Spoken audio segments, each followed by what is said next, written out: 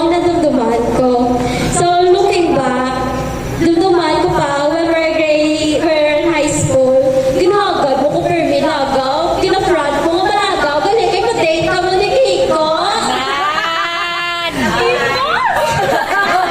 Grabe ka mo no. Ginagusog yung ako matuwa, kay galitin niyo kamo yung date. Pero okay na, kay gusog-gusog man ko permi, basta kamo nga imaway.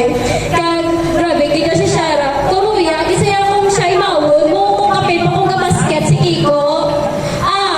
Grabe, kasi mag-cheer kay Kiko wala siya kuya. Bis ka namo kami schoolmate. Gabi, di ba nasa... Ay,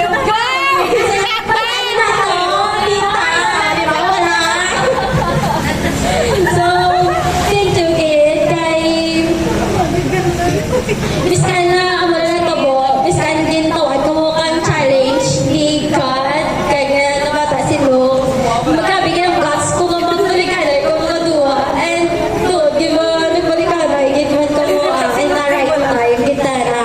And now, ari kita sa from Dinudo na to ni Jose nga kasal-kasal dumduman ko ba sa mga 12 AM thoughts na siya nga nagkatsatanay na regarding sa kasal-kasal di pa mga ako gusto ka sharing kita ka atin nga thoughts about kasal about kung paano kabayluhanay kita ka mga experiences sa inyo tapos hambal mo hambal advice ko sa imo nga kung wagitiwan nga makapalangga kay Luke, maliwat kay feelings.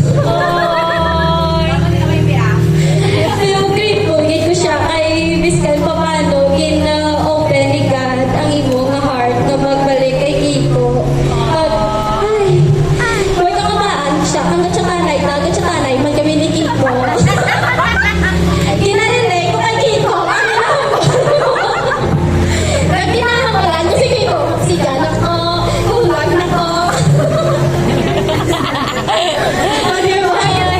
Kaya natutumaan ko para sa gusto nga na kita regarding kaya di ba may other ikaw na gina-agawan tapos gina-choose mo. Wala ka kapag gina-chatan ko si Kiko. Kiko, ulam, nanasigan na ato, nato kay mama, yung kay papay. Wala na rin mag-asama. One day, nagkahumad lang si Sharon na nagbalikanay na sila ni Kiko. And, mabigit ko kaya murang natabo. Kaya, isa man ko grabe sa na-witness kang inyo nga ginagyan siya ako.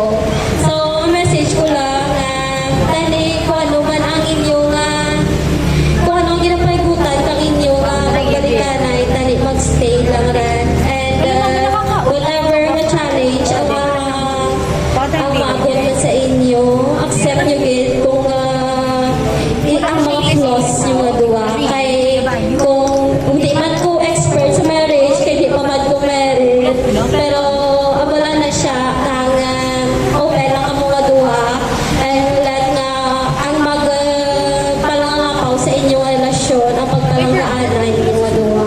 And before siya, gusto ko lang kasahod ang message ni Sosay. Wait lang. Time first.